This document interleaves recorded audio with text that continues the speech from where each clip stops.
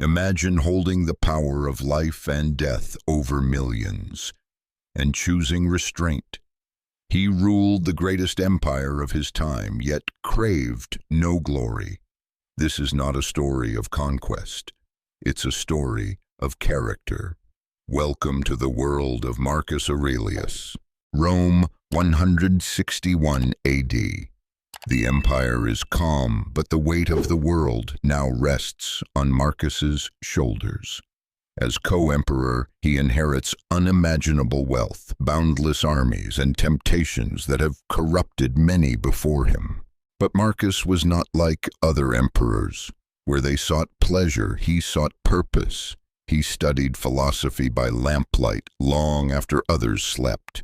His hero wasn't Caesar, it was virtue. While others indulged in wine and women, Marcus wrote to himself. Not to the Senate, not to the people, just to himself. These writings, never meant to be read, became meditations. He called on himself to rise each day with discipline, to serve, to endure. Waste no more time arguing what a good man should be, he wrote. Be one. To Marcus, nature was sacred. Not the trees alone, but the order of things. Just as rivers flow and eagles soar, humans were made to be just, kind, and strong. He lived among vipers, betrayers, power-hungry schemers. But Marcus didn't ask, "Why are they here?" He asked, "What is my duty toward them?" He believed no one does wrong on purpose, only from ignorance. You too have flaws, he reminded himself. You may not see them, but they are there. Enemies. He had many, yet Marcus rarely condemned them. A vine has thorns, he wrote, yet it bears grapes. Shall I complain of the thorns or tend the vine? Adversity struck. War in the north, plague in the cities, rebellion at home. Marcus didn't retreat. He rode to the front, not with fear, but with fortitude. At the Danube's edge, Marcus watched his legions fall to frost and disease. But he stayed, not in comfort, but in shared hardship. The philosopher king led not from ivory halls, but from muddy tents. Plague swept through Rome, families broken, streets quiet. Panic ruled, but Marcus remained calm. He understood. Suffering is part of the human condition. You cannot outrun it. You must walk through it with courage. In his journal, Marcus didn't ask for relief. He didn't beg the gods. He simply wrote, "If it is endurable, endure it. If not, it will soon end." No self-pity, just resolve. He reminded himself, you cannot control fortune. You can only control response. Anger, fear, despair, these are reactions, and reactions can be trained. He chose poise over panic, reflection over rage. He had wealth, more than most could imagine, but Marcus never worshipped gold. He warned himself, love these things like a traveler loves an inn, comfortable but not yours to keep. Fame, fleeting, pleasure, hollow. To Marcus, the only true success was to become the best version of yourself, not in applause, not in comfort, but in living with dignity. He believed humans were made for each other, like bees in a hive. What hurts the swarm hurts the bee, he said. We rise by helping others. That was the Stoic creed. Marcus forgave, not because others deserved it, but because bitterness weighed the soul. Let it go, he would say to himself. Let others do wrong. You do right. Each day he asked, what is in my control? And he answered, my thoughts, my choices, my actions. That was enough. That, to Marcus, was freedom. He knew death was coming, not later, but always near.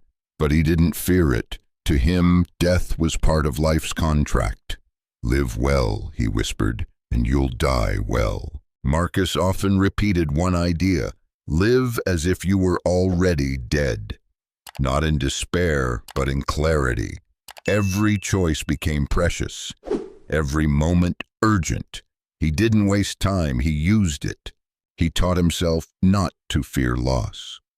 What you love today, he wrote, was never yours. Nature lent it to you. And when it's gone, return it with grace. Even in power, Marcus practiced humility.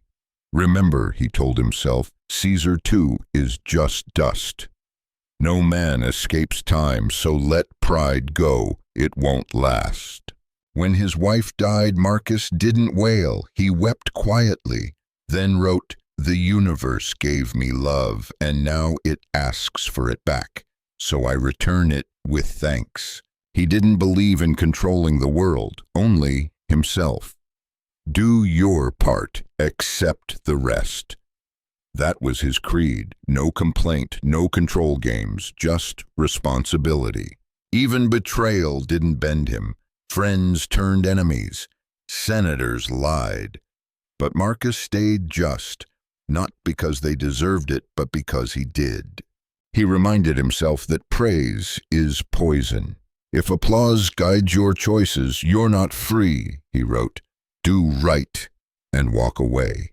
That was true power. Marcus did not seek peace through silence, but through understanding. Opponents are not enemies, he wrote. They are reflections. Let me see myself in them and grow. Even in dreams, Marcus trained his soul. Sleep not to escape, he said, but to prepare. Each morning was a chance to begin again, with calm, courage, and clarity. And when his final days came, Marcus did not resist. He had lived fully, thought deeply, served justly. And so he faced death not as an ending, but a return. The Stoics believed we're not disturbed by things, but by our thoughts about things. Marcus lived this daily.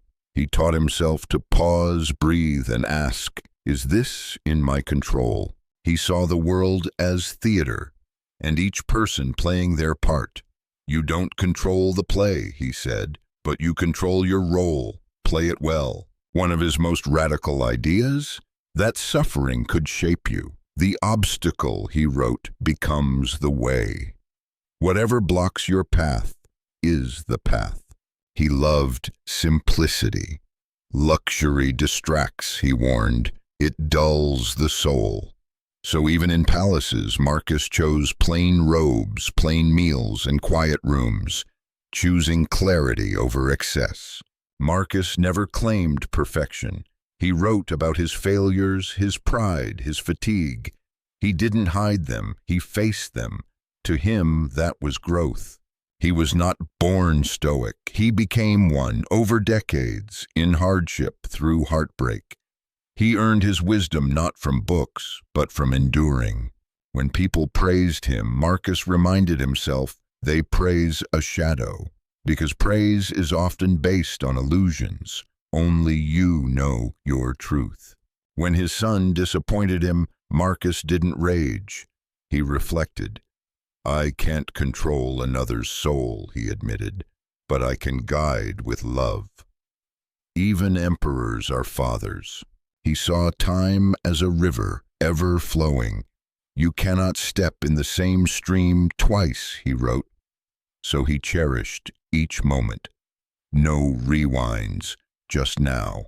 Why does Marcus matter today? Because we still battle ego, chaos, fear, and he left us tools, not rules, not dogma, but reminders. Be kind, be firm, be free. He lived in an empire of noise, politics, war, disease, but Marcus made silence his strength. Each night he returned to the page, to truth, to himself. He didn't chase immortality. Statues crumble, names fade, but character, that echoes. Marcus chose to leave behind not marble, but a mindset. People asked, what's the secret to peace? Marcus answered, want what you already have. Gratitude, not gain, was his currency. He believed that philosophy wasn't for bookshelves, but for battlefields. You lived it in action, in how you treat others, in how you face storms. He asked himself often, if I died tomorrow, would I be proud of today? That question changed how he lived. Maybe it could change us too. He said, don't argue what a good man should be. Be one, simple, ruthless, true. He didn't wait for applause. He lived by example. Many emperors ruled through fear, but Marcus ruled with thought, with empathy, with balance. That's why history remembers him differently. From Caesar, Nero, Caligula, to Marcus, success wasn't winning. It was not losing yourself. Stand upright, he said, or be upright. Your values are your spine. He ruled the empire, but never let it rule him. Marcus's greatest conquest wasn't Gaul or Germania, it was his own mind. And so he left us no commandments, no prophecy, just pages.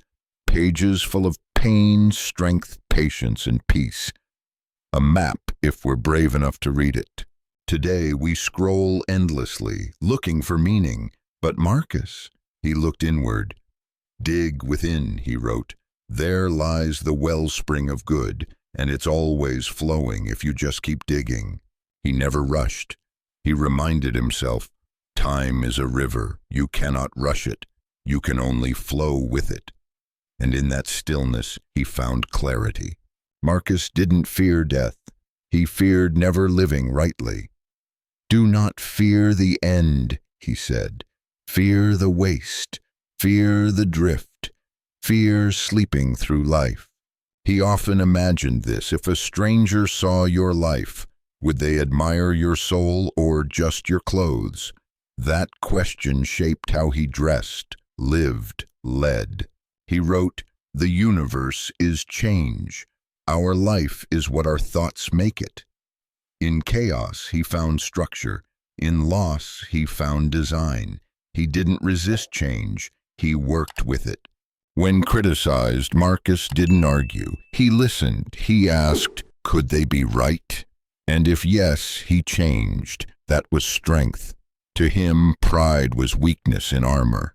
He faced betrayal from friends, illness in his army, riots in his cities. But never once did he abandon virtue. Pain didn't corrupt him, it refined him. He loved deeply, suffered deeply, thought deeply, but never lost control. That was stoicism, not emotionless, but anchored, feeling the storm without drowning in it. His life teaches us, greatness isn't loud, it doesn't demand, it serves. It returns quietly to dust, but leaves behind peace. Marcus never shouted his values, he lived them. So when the world feels heavy and the noise too loud, remember this. One man faced an empire and chose virtue, not for reward, but because it was right. Marcus didn't leave monuments to ego. He left meditations, a book never meant for us.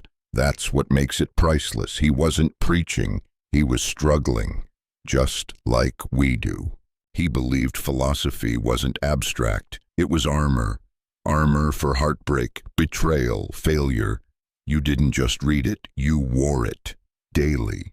He said, what stands in the way becomes the way. Every setback is training, every insult a mirror, every loss a lesson. Life wasn't against him, it was shaping him. He asked, if you seek tranquility, do less. In a world chasing more, Marcus reminds us, it's not about doing everything, it's about doing what matters. He ruled armies, courts, cities, but his greatest kingdom was the space between stimulus and response. That tiny space where wisdom lives. Marcus Aurelius never claimed greatness. That's why he achieved it. While others sought to conquer lands, he conquered impulse, pride, fear. That was his empire.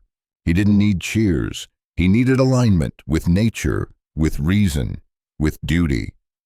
If it is not right, he asked, do not do it. If it is not true, do not say it. He accepted pain as a signal, not to panic, but to pay attention. Nature doesn't harm, he said, it teaches. That shift changed how he lived and healed. And in the quiet moments between wars, between duties, Marcus asked just one thing: am I living in harmony with myself? That, to him, was peace.